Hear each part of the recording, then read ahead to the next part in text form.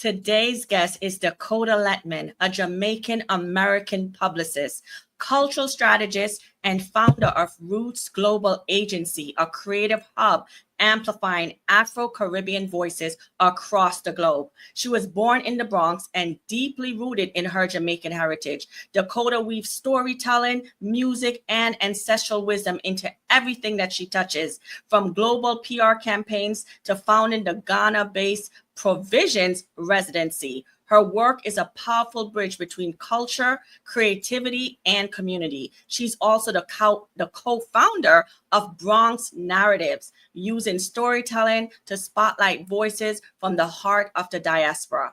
Let's welcome Decota Letman to the platform. So hi again, Decota. I'm so happy that you're able to join us again here. Well, not again. This is your first time, but we've spoken so much that it seems like it's again, right?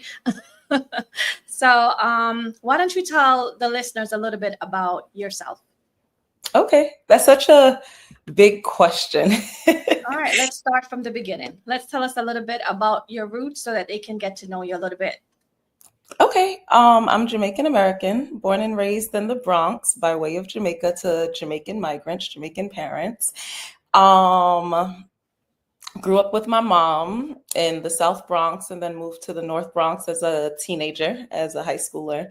Actually loved living in the South Bronx as a kid because it was just so fast-paced and noisy. But then when I came uptown, as I got older, I actually appreciated the suburban vibe that we get in the North Bronx. And I love being in the park. I love being outside and in nature. I went to college here in the city. So I went to City College for undergrad, where I majored in communications and PR. I started working as a publicist right out of college, actually as an intern for a entertainment PR agency. It was a boutique agency. So that's like a small firm with about 8 people, very fast paced. And I was very green. I was about 20. I was actually 19 or 20 when I started interning. But as you can imagine, working in the entertainment industry, everything is just happening. It's go, go, go, go, go. So I was fresh. It was just like all new and fascinating for me. But I knew as a kid, I always wanted to work in music or events and like curate experiences. And I love, love, love music growing up. I love reggae music specifically growing up. Around 25 years old, I actually went back to school. So I went to Howard. So I moved to DC. That's the first time that I left home because I'm a mommy's girl. And I lived in DC for 4 years, 3 or 4 years. Howard was tough. It was a journey. I got my master's in political science, a focus on international relations. At that time, I was still doing PR, but like as a consultant, not full time while I was in school, just so I can bring in some extra money.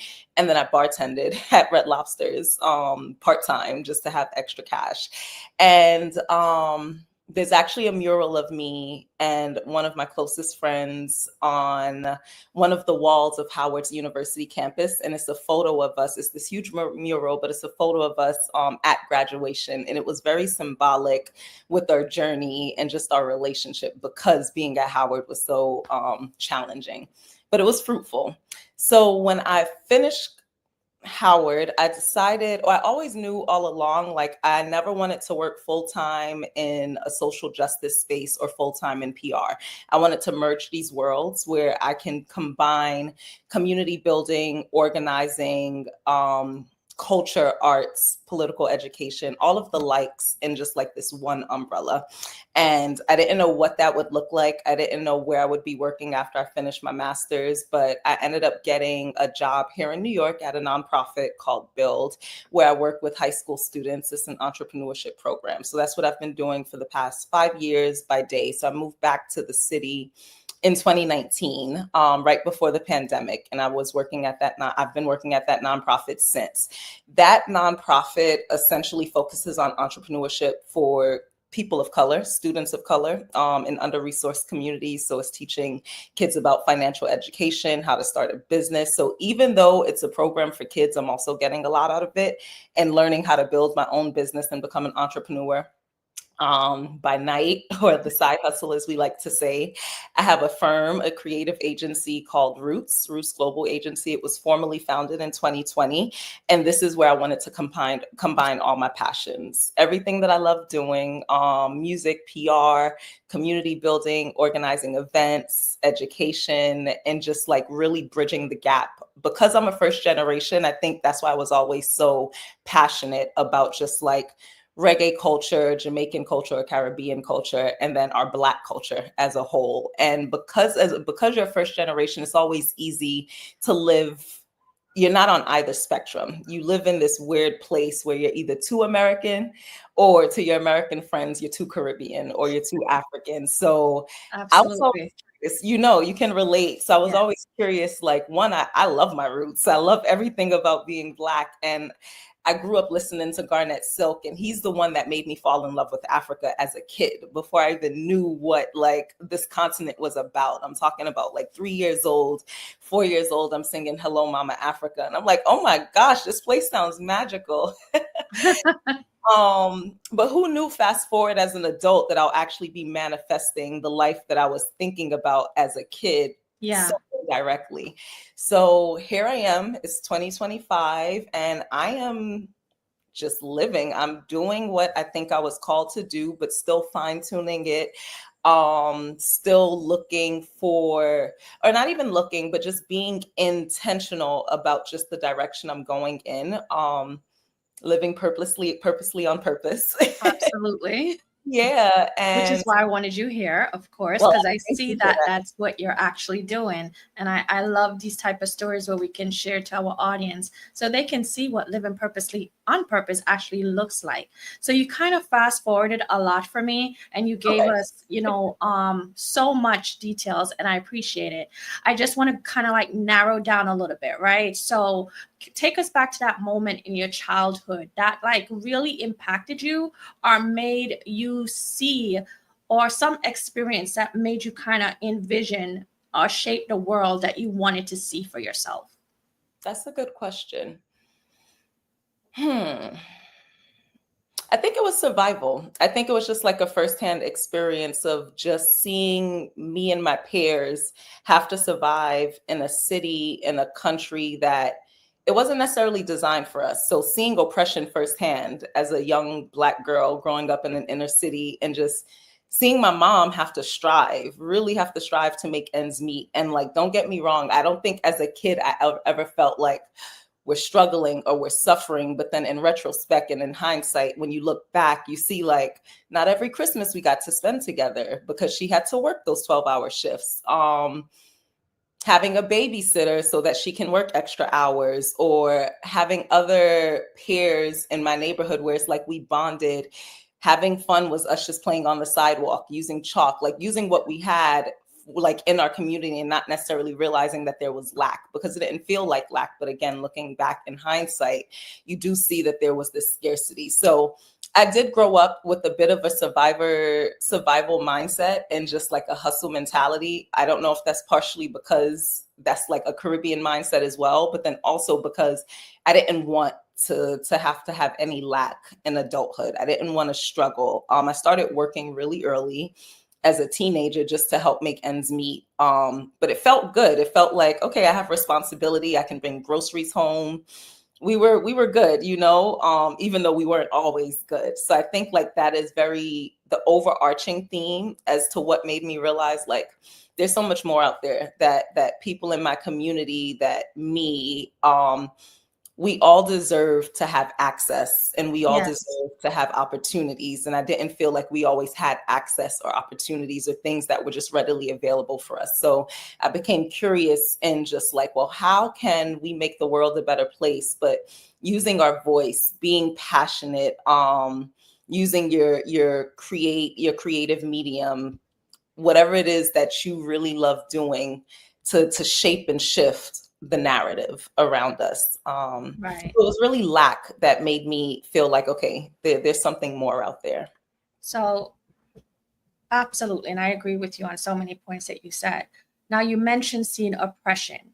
What did that look like as a child growing up? Can you give us like an example so that we might be able to relate to what you're referring to when you say that? Mm-hmm. I think food deserts for one. Trying to find fresh fruits and veggies in my neighborhood. I think violence in a lot of ways. I was exposed to violence around me at a young age, just in the neighborhood, gun violence, drugs, and it just was normalized. It Yeah. was something that it's just like an everyday thing. So even now as an adult, I feel like to an extent you become desensitized because you're like, wow, this is our everyday norm.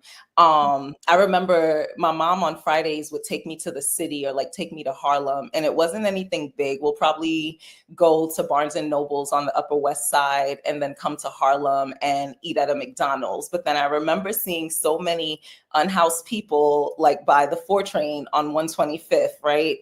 So many people that were hooked on drugs. And it's like, even to this day, you still see the same thing, but that's a systemic issue. These people probably were exposed to drugs and homelessness due to things that were beyond their control, simply because they didn't have the access, the resources, or the opportunities to be in a better off position for themselves. And that bothered me. That was really, or even on the train, like just taking the train, you just see so many things that your young eyes should not see at such a young age, but it becomes your norm and your everyday thing. And then you realize that this is not normal. This is not normal at all. Yeah. Eviction, I feel like being able to survive, but not always being able to have like the money to pay bills, just finding ways. So it's either you're going to use this money to get some groceries and food on this table, or you're going to use this money to keep your lights on, you know? So these are all different things that I just feel like, again, in our communities, in our societies, we mask it as normal because we say it's survival, and it's just the way it is. But then truly it dates back to it's just being deeper than that. And it's systemic, and it's the systems that have been put in place locally and nationally. Absolutely. And I hear you mention your mom a few times. Was your dad in the home? No, they separated at a young age. So he was in and out of my life. I think like since 3 years old, that's the last time that I was actively living with my dad. So he was not in the home. I remember as a kid, he would try to show up, but then he also had his own issues that he had to deal with. And that I think like, even if he were here today, he passed a few years ago, it was something that he was still dealing with, something that he had to overcome. And yeah, we did not. I do remember sometimes when he could show up, he would come pick me up, and like our thing would be walks. And I remember when I lived on the South Bronx, we have like the East Side and the West Side. Yeah. So I lived on the West Side of the South Bronx, and we would walk to the park, like Crotona Park, and we'll walk through the parks. And now as I get older and I reflect on just that relationship with him and all the things that I wish could have happened or should have happened, I'm like, okay, maybe this is how I'm honoring him, because I love walking so much. I love being immersed in nature. He had his own troubles, his own demons, but then at the core of it, he was also, I'm sorry, my rabbit is biting a wire. Let me paradise. He had his own internal troubles that he had to deal with. And again, a product of just the environment that we were around. So what I wished growing up with a dad had looked like, I didn't have. But then I also, again, going back to being a kid, not realizing that that's something you lack. It feel like it was something that was missing. I just knew my mom was mom and dad. I just knew she was making it happen. But then as I got older, and I'm like, oh, wait, no, this is a lot. One person, there should not be single parent households. One person should not have to make all ends meet. As a woman, she should be able to be softer and at ease and not have to worry just about like keeping the food on the table, but then also making sure there's clothes on my back. It was a lot. It's a lot. Yes. Yeah. And I don't fault him. I don't have any like resentment or remorse. There's so much love in my heart. And it's more so just like, I wish we had more time. I know. I feel that when you say that so much, because personally, I lost my dad in 2018. And we had not spoken in about 20 years when we reconnected in Jamaica, actually. And I was so happy that we had that 10 years, before he passed away, that we were able to reconnect and start back that relationship and build those bonds again because of my childhood, of what I experienced growing up with him being, he was addicted to crack cocaine. He was abusive to my mom. So there was all these different aspects that made that, that caused that break to happen in our relationship because we had to leave. My mom had to be in a shelter. We stayed in the shelter. He couldn't know where we lived because then he would show up and behave, whatever. So there was that secrecy of him not knowing where we were. So that again, also caused that separation to go on for as long as it did. But when I was 30, we connected again, and he died. And I'm telling you, I miss him so much because of the 10 years after he came off drugs and we were able to have that relationship. And he apologized. Like, I saw it in his heart that he meant every word that he was telling me, and so I get that when you share that means a lot to me because I know what that feels like. That makes me emotional. It makes me emotional because it's true. It's like we always think that we have time. And me and one of my brothers would always say, like, when we're better off on our feet, when we are positioned, then maybe we can bring him in and help him. Maybe we can help him deal with some of his addictions, his troubles. And it never happened. It never happened. And there is that guilt. There's that guilt, that underlying guilt that settles in the pit of your stomach that like, dang, what more different? Yeah. But then even in our last moments, he lived in Jersey, and it was unexpected. We didn't know. We got a phone call one day. And I think I also get really triggered by phone calls because a few of the closest people in my life, I've learned about their transition just by sudden phone calls. So there's certain things that just like, I still get tense and like this discomfort in my body, like this sensation when I see someone calling me multiple times or like, I'm like, all right, what's the news that I'm about to get? But going back to what you were saying, just like you seeing the forgiveness, or not the forgiveness, the remorse in his eyes is the same thing. So in adulthood, when I was able to spend time with him, the few times that we did see each other, it's like, you can tell he wanted to be there, but there were things bigger than him that he had to go through and fix. And you're making me cry because honestly, I'm remembering my dad now in that conversation that we had when he literally had tears in his eyes and he told me like, your mom was the only woman that I ever loved, and I am so sorry that I was not able to be there for you guys like I wanted to be, and he didn't make like, oh my God, it was the drugs. He said, I made wrong choices and I should have done better as your father. And I should have been there. And he understood why I didn't talk to him for 20 years. And I was like, I wish I could get those 20 years back that I didn't talk to him. For real. That's one thing that I'm grateful to my mom about is she never spoke down on him or about him. She never painted him in this negative light. She understood like what made things shift for him, right? And she was able to tell me just like stories about how much he cherished me and how much he loved me as a baby. And even like my other family members, how they talk about like, look upon bull one pitney, gal pitney, because I'm the only girl and the youngest one. And he just loved me a lot, but life. Life be life. And that's I think the one takeaway from both of our stories is that time waits for no one. You don't need to wait for every pieces of the puzzle to align and to get in order for you to make those choices to reach out, connect, and to build those bridges, because you never know. You can get that phone call. For me, it was a text, literally like I was coming out of church and, I don't even know what goes on in someone's mind when they send a text that says your father died. Like that. Yeah. I would not ever send a text telling someone that somebody else passed away. That does not. Ooh. And if I tell you who shared that text with me, I'll do it off the air because I don't want her to ever hear this and me talking about her. But it's like, how do you do that? Like something like that. Yeah. It was so shocking. But anyway, I heard some to transition into a new so let's lighten it up a little bit. You recently made a decision to give your life to God. And I just heard about it actually today, that you have decided to not only give your life to God. I told you.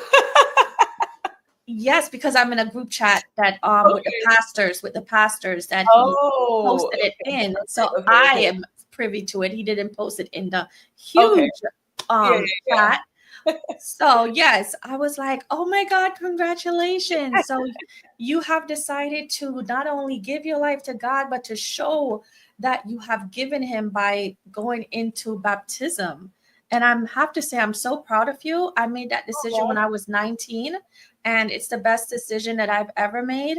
I see you crying. For those of you are listening to audio, she is literally crying right now. That's, that's the power of God, though.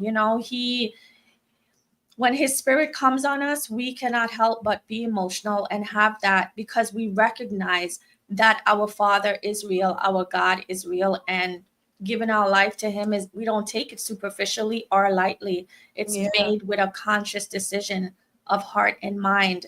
So tell me, like, what led you to that moment where you knew that this was the time to do this?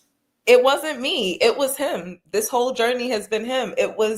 So I was never christened as a kid, and it goes back, or as a baby, and it goes back to, and this is something my mom tells me, survival. Like, it was more so her trying to keep a roof over our head and just dealing with the things that she had to deal with my dad, and us just having to like separate and move away, that everything was all about survival. And she said she had a praying grandmother. I come from a praying family, and even though I wasn't christened, I also know that I had a huge destiny and big dreams, because I always dreamt big, and I always envisioned just like what my life would look like. And I know the power of manifestation because I experienced that. I say something and it'll come to pass.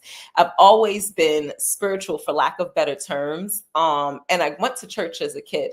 I grew up going to church, but it was more so like non-denominational. I went to Times Square Church throughout high school and junior high school. I had a middle school teacher that would take us to Bible studies on Fridays at Times Square Church. But then in my 20s, I grew distant from the church, and it was more so like this resistance with the idea of the church, not the idea of church as a community, but church as a building, and the idea of organized religion. And there was a lot of resistance for me personally around just religion as opposed to relationship. And I was more interested in my relationship with God, my relationship with people, my relationship with community. And I would get so turned off when I go to church and I feel like they're looking at me and not looking at me, if that makes sense. They're not seeing me. And not even only me, just people around me. And it's like, this doesn't feel good. So I just was living in my 20s. I was enjoying life. But then when my dad passed away in 2018, this was also the year, actually 2018 or 2019. It was 2018 or 2019. I can't remember exactly right now, but it was the year that I also graduated from Howard. So, they say like when it rains, it pours. And it was a lot. It was like it was a storm in my life. So it was 2018, actually. I got the news about him passing in March. We buried him in Jamaica. And I was graduating a month, or actually weeks later. I was on the brim of not graduating because I had to finish my thesis, and it was just a lot. So I'm grieving, I'm mourning, I'm planning a funeral that I didn't have money to pay for. Traveling to Jamaica, getting his body shipped to Jamaica the day of the funeral. We have similar stories. I had to do that with my dad. Yeah, it was a lot. Getting ready for the funeral, but then also typing my thesis at the same time. So I don't know where, and I didn't actually break down until months later, because I was so caught up in trying to just get everything done, from me burying him to me walking across that stage, because I'm like, there's no way I came to DC, I came to Howard, I took out loans, and I'm not getting this degree. So it was a lot happening. It was an emotional time. And then I realized loss also opens doors. Loss brings a lot of change. And I see it now. I didn't see it then, but it jump-started and triggered so much in my life. So many things started happening after 2018. And this is when I truly think, like, I've always felt like God had his hands on me, but this is when I truly, truly felt like, okay, he's doing a work in me. But it didn't look like your traditional journey, because I didn't start going to church in 2018, but I did start becoming more intentional about just building building with him. And then this was also right before the pandemic. So when things shut down, I had to find new outlets. There was no more escapism. I couldn't get out. I couldn't go party. I couldn't be with friends. You're just still. So in that stillness, there was a lot of purging. There was a lot coming up for me that I didn't realize, whether it was insecurities, fears, abandonment wounds, scarcity mindset, survival, all these things that were coming up that I'm just like, wow, girl, this is deeper than Howard. This is deeper than your dad dying. This is stemming back to you growing up. And you really had to make ends meet from a young age. And that shaped how you actually hustle. That shaped how you grind. That shapes how you chase your dreams. And it wasn't from a place of abundance. It was from a place of scarcity, because I'm like, I have to shift the narrative. I don't want my mom working the rest of her life. I want to be able to fly my family wherever they are and just like do things, you know? So in that stillness and in that purging, I've always loved writing. So I started journaling. I always loved dancing. I was a dancer when I was a kid. Dancing is an outlet for me. That's when I started walking. I always loved adventure and being outside. So all these things God was reintroducing into my life as a way to heal and cope and to release. So during the pandemic, it's like I'm writing, but then all these words are coming from him, not me, because it's just pouring out of me. When I move, I found a lot of discipline and exercise and working out. So that's another passion for me too. But then also him just connecting the dots and me realizing that my freedom was in my discipline. People don't realize that the more disciplined you are, the more liberated you are.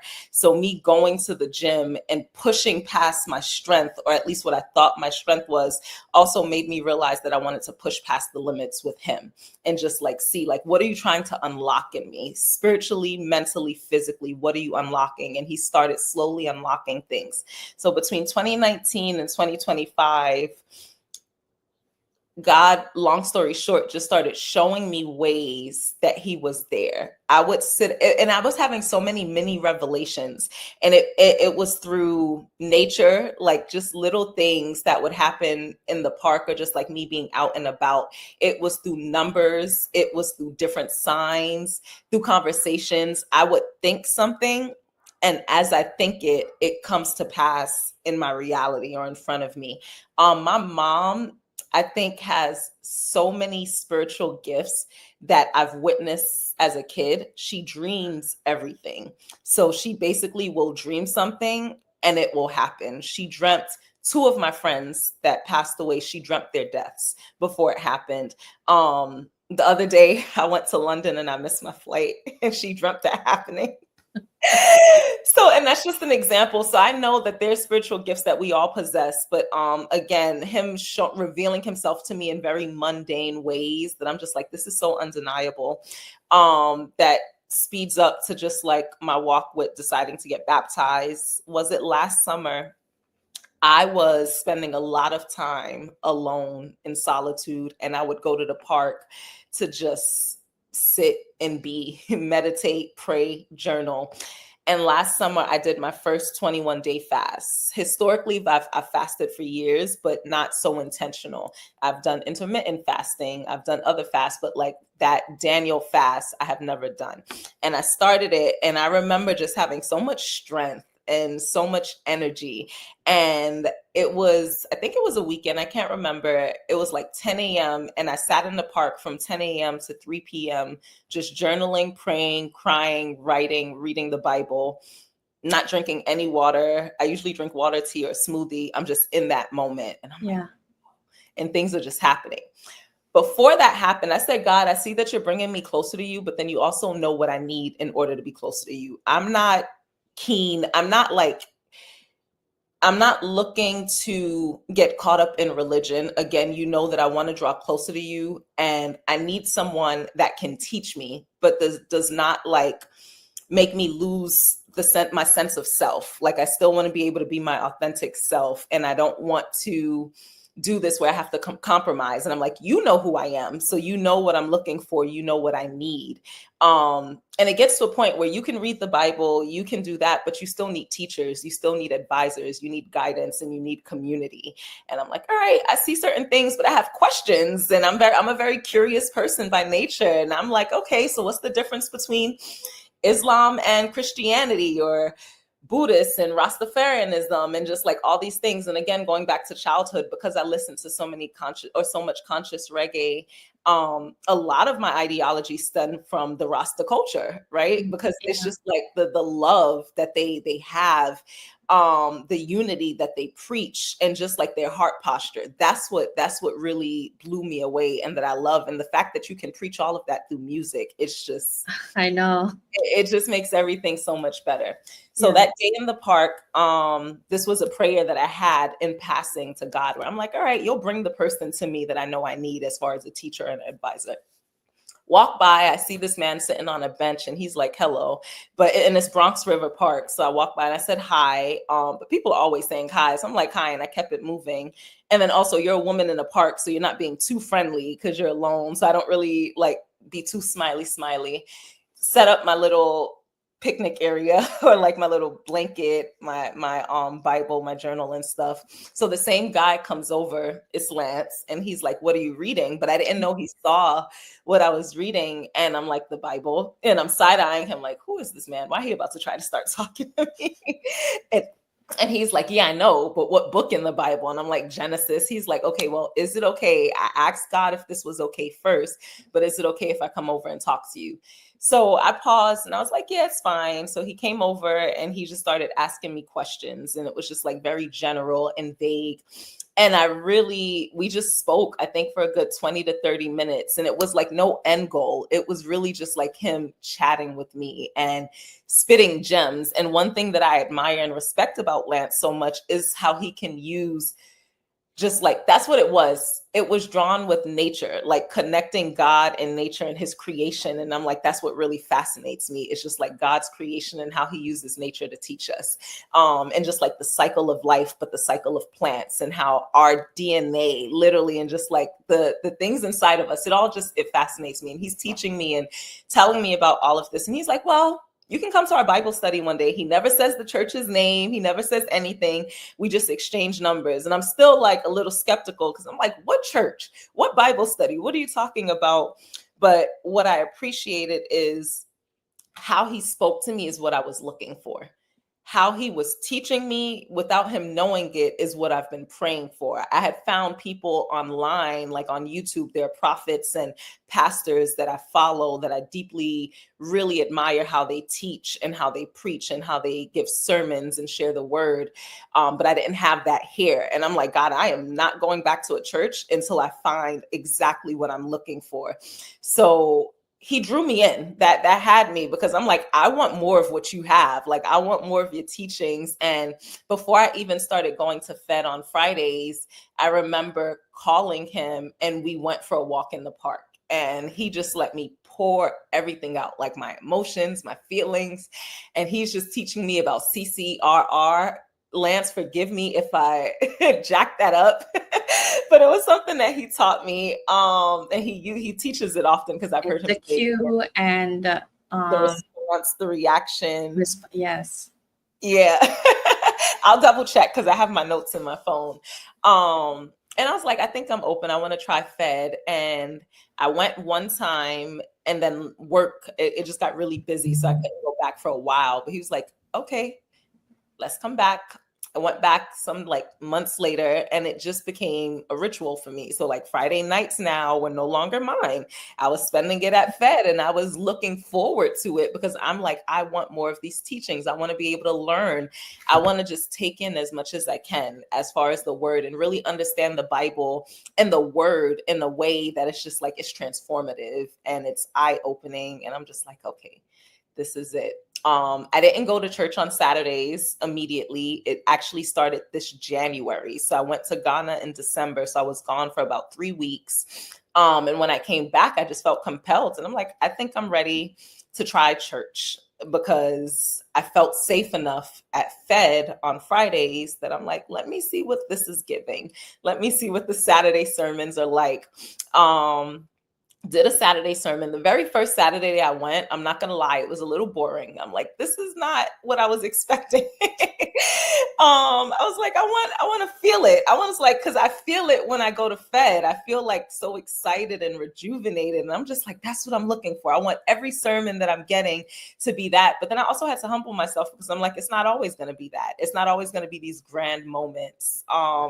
You just have to allow the word to seep in. And sometimes it will be very subtle and calm, and sometimes it'll be very big. But I did church on Saturdays, and it was a little less consistent in the beginning of the year, not because I didn't want to, I think just like scheduling. And I was like, okay. And I remember one Saturday about 2 months ago, or a Sunday, I can't remember, but I was cleaning up and I listened to a lot of worship music, but my playlist is not only gospel, it's like a compilation of conscious reggae, traditional gospel songs, African gospel, just anything that just uplifts me. And I'm just in the mood, and I'm just sitting here cleaning and listening to my music. And I just had this vision of being baptized, but I'm like, it never crossed my mind before. I don't know where this came from. And I was like, maybe this is my year.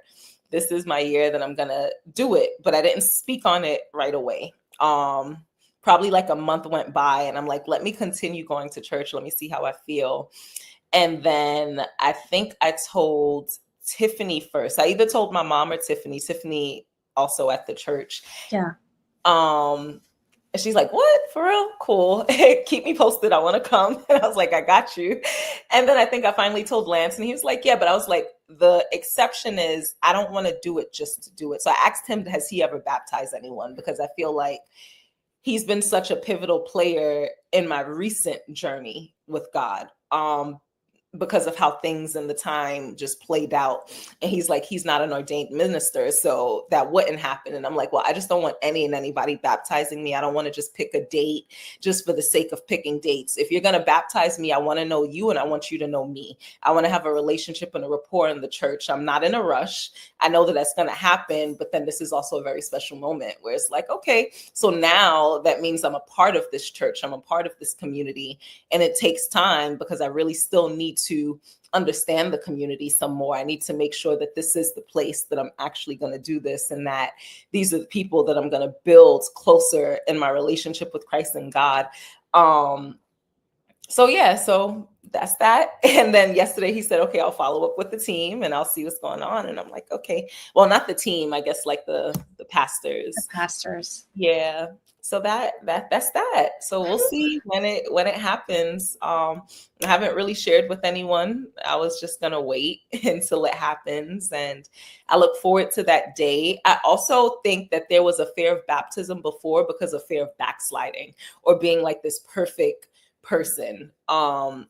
As far as like what perfection should look like. And I'm like, no, every day is a walk with God. Every day you're renewing it. And I want to focus more on just like ridding myself of the things that are not godly, in the sense of just like my mindset, that scarcity mindset. He comes from a place of abundance. Any insecurities, any fears, just any trauma that just shaped the way I think and live based on how I was raised, or not raised, but the environment that I grew up in. Yeah. It was really just taking my time and then still having a heart posture of just being genuine and authentic and myself, and kind and loving. So I'm enjoying this ride. Like, I'm in no rush. I just want to see how things unfold and still do all the things that I love, as long as they align with him. But then I feel like a lot of these desires that's been placed on my heart have been there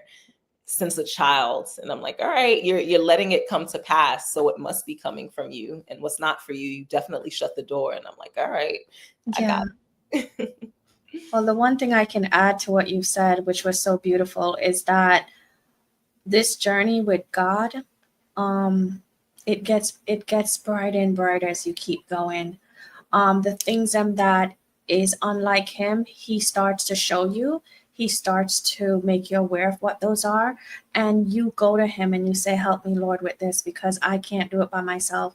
There's nothing that you can change about you by yourself without him helping you in order to get there. So he will hold your hand. He will take you through it. You will start to see that those things, those tendencies are slowly being stripped away from your life. And you're like, oh, a year from now, you'll look back and you'll say, oh my goodness, I see it. But as you're doing it, you don't necessarily see it. But when you look back, you're like, wow, I see the change. I see the progress. I see the growth. And that's just how the Holy Spirit works, you know. The only thing is, when he does show you, don't harden your heart. Accept that that's something that you need to change, and then ask him to help you to change it. And he will.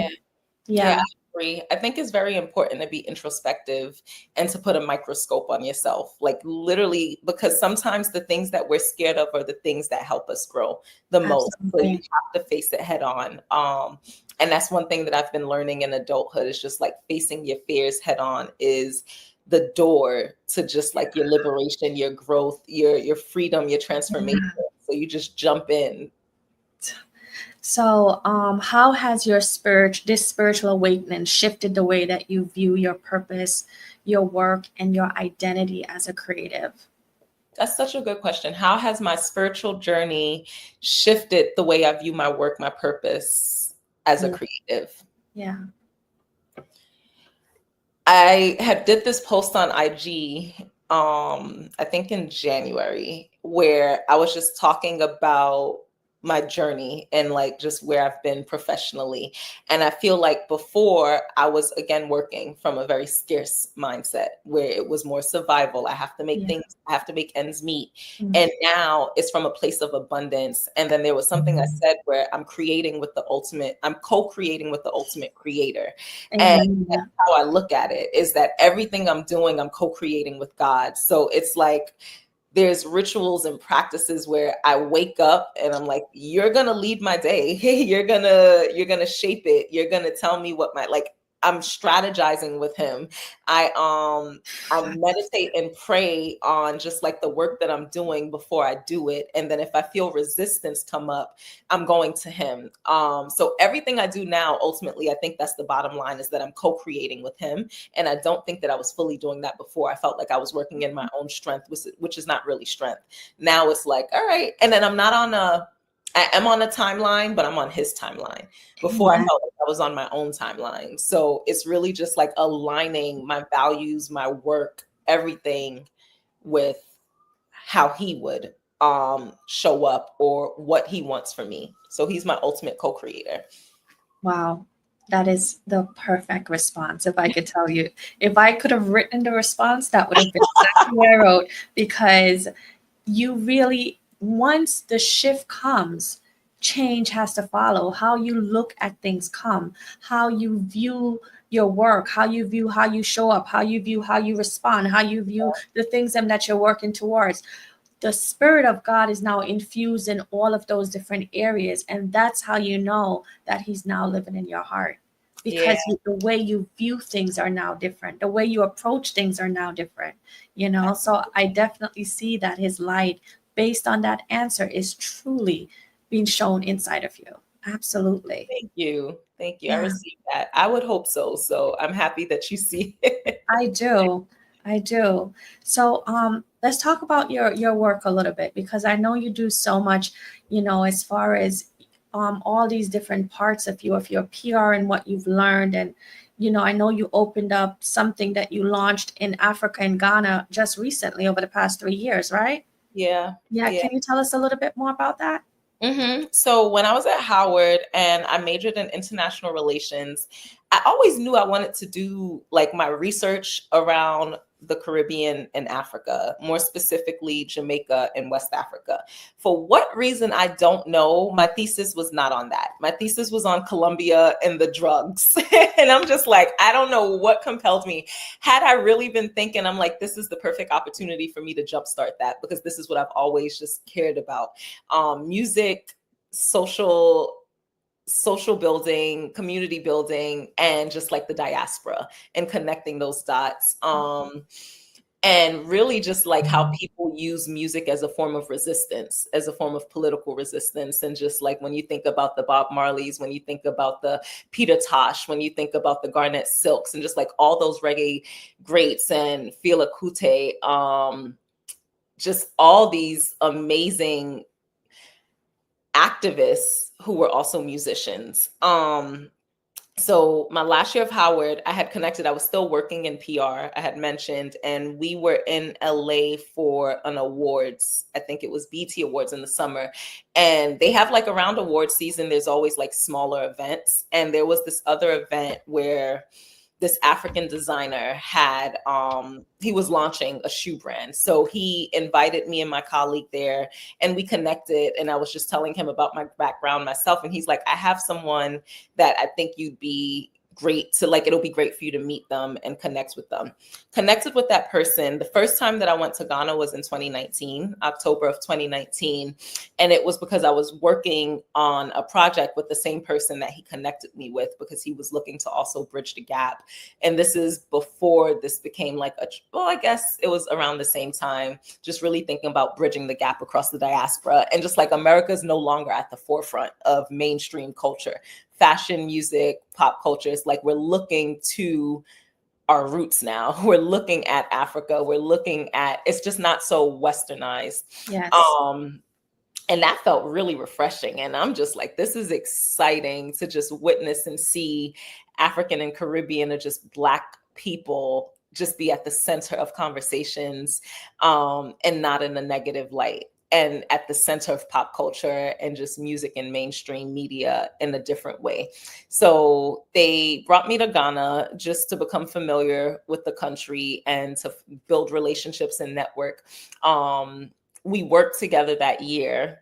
And I knew, I was like, wow. So one, God had his hand on me before I knew he did, because he opened that door. It was so effortless. It was like no resistance. And I'm like, okay, this is happening. Like, I'm actually here. The following year, the pandemic happened. So I skipped going to Ghana that year, but then I was still working with a lot of African and Caribbean artists. That's, as a publicist, I'm a music publicist. So I worked with a lot of Caribbean and African artists.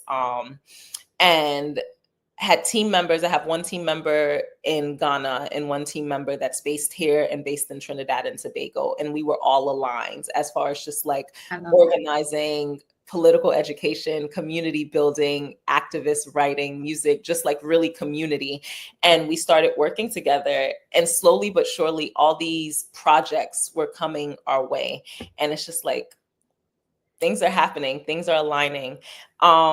Went back to Ghana in 2021, I want to say, or 2022, with my colleague that's based here in the States. And we spent 5 weeks just immersing ourselves in the culture. She's also first generation. And we realized that we felt the most at peace and the most free, being able to truly do the firsthand, just like truly immerse yourself in a culture that's so similar to ours as Caribbean people, but then also just like, this is how we can shift like the world. This is how you can change. This is how you can make changes. And it doesn't have to look like what corporate America has told us it should look like. Like, it can look like how we design it. We were trying to figure out what that it was, though. So it's like, we're here, but what's the missing link? What's the room for, like, where do we fit in to just like come create not just this publicist, but just fully immerse ourselves in everything that we love doing. And we brainstormed for some weeks. We came back to the States, and it's like, perhaps it's a residency, but not your traditional like artist residency where you go away and you're working on a project for weeks or days in a secluded area. Perhaps it's this residency because so many people, Ghana's a hot spot now. There's this, in 2019, it was the year of return. So they were inviting diasporans from all over the world to come back to Africa, specifically Ghana. They were offering free citizenship. They were encouraging people to just come back home. That's literally what they would say. Welcome. I didn't know that. Yeah, it was a huge thing. It was a huge wave. And that's when you realize that there were so many first generations, so many diasporans, so many Black Americans, so many Caribbean Americans in this one country. a certain part of the year. There's some like turn up to it. So there's a lot of parties and music and live, just so many just things. But beyond that, there's also like the local people, the local creatives, and just like the everyday life. And one thing that we were mindful of is, as foreigners, despite my own just survival, I guess my own lack that I might have experienced, it did not, I don't think it could be comparable to just like being in Ghana, because I still had privilege enough. One, me having an American passport alone, it's like it gives me more access in a way that I'm just like, I have to be mindful of my privilege coming into this country as an American. So how, when all these people are here at one time, we're thinking about, me and my team, we're thinking about just like the cost of inflation. So now things are more expensive for locals. Traffic is horrible. It's just so many things that we just have to be mindful of traveling to other countries as foreigners. And then even though it might look good on the economy of that country, the everyday life and the everyday people may not necessarily see the benefits right away.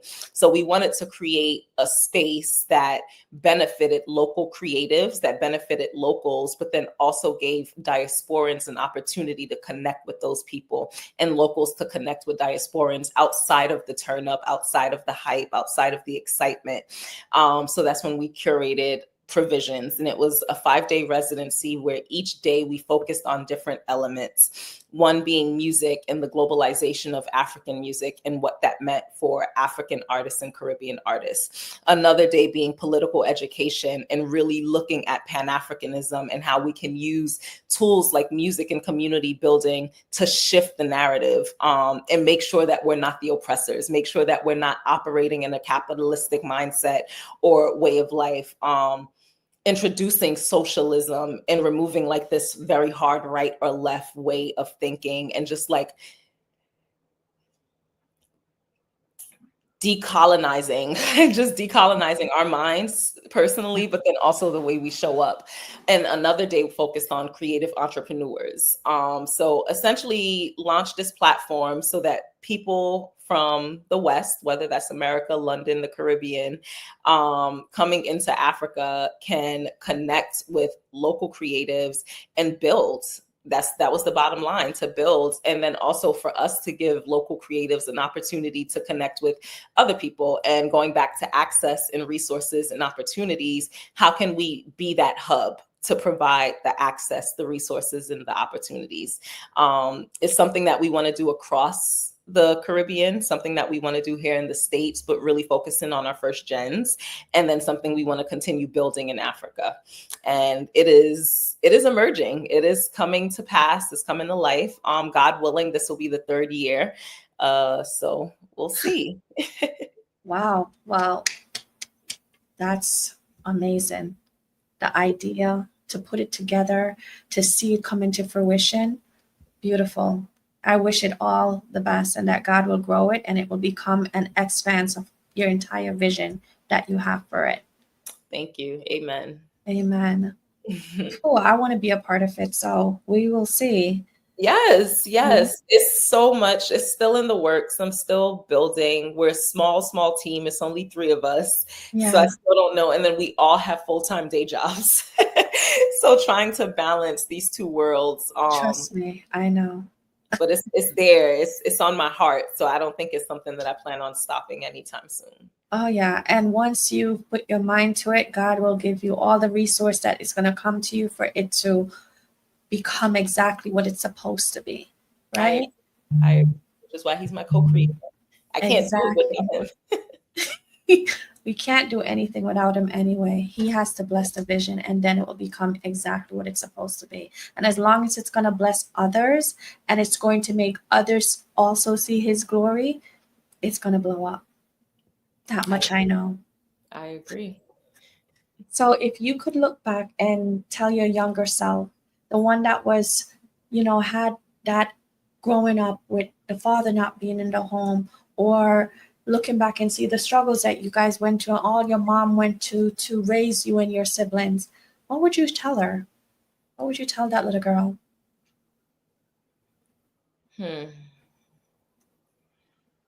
Never stop dreaming. As like cliche as that sounds, I think like when you start becoming exposed to the hardships in life, it's easy to stop dreaming because you just start surviving. You just start living, that you forget that you have the right to dream and dream big, that you have the right to literally fill out your life. Like, I think that we would be so remiss to not chase whatever it is that's on our heart, that's in the pit of our stomach, that desire, that dream that you always felt like, this is for me. It's the reason you were born with that. It's the reason that it was placed there in the first place. So don't give yourself the short end of the stick by just surviving. Dream and chase it, follow it until you literally, like, you should be so empty afterwards because you literally filled your, like, you did everything you said you would, or you at least tried, and you know, okay, I tried, and you don't have any regrets. So I would say never stop dreaming. You deserve to dream.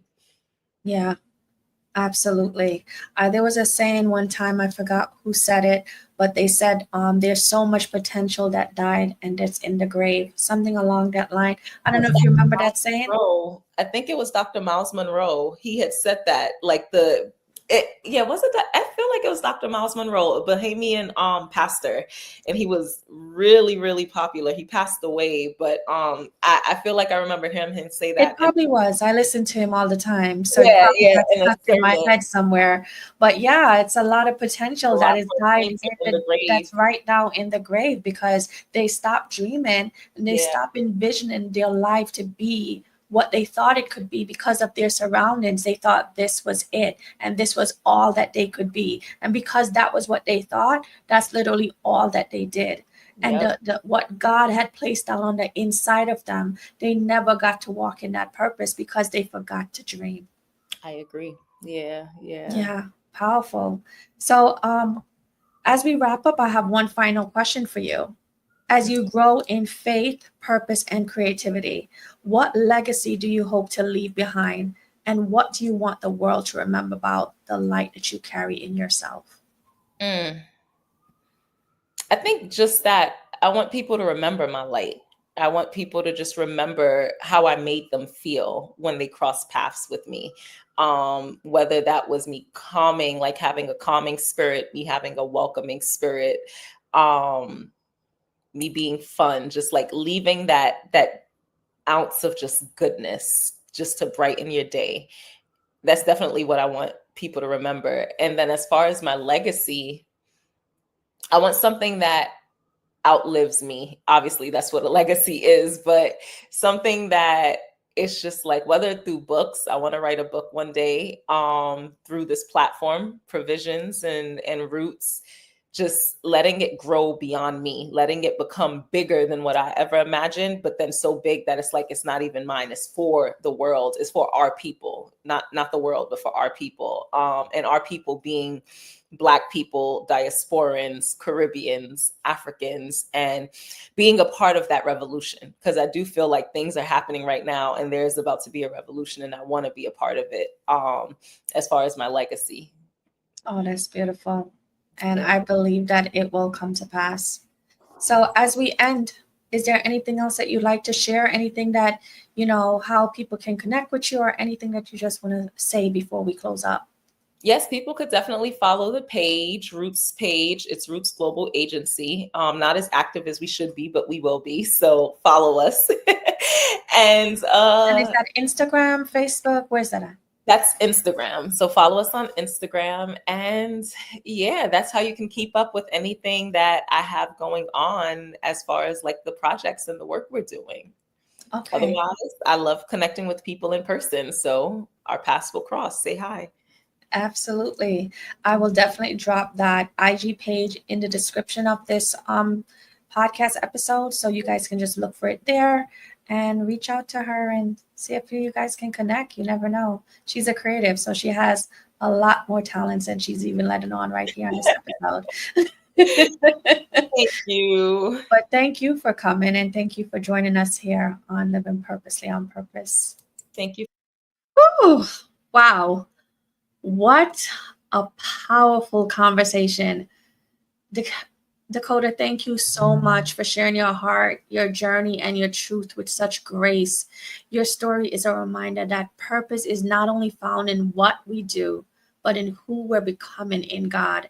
To everyone listening, I pray that you felt inspired, seen, and this stirred you to walk more boldly in your purpose. So thank you guys for listening, and I will see you again on the next episode.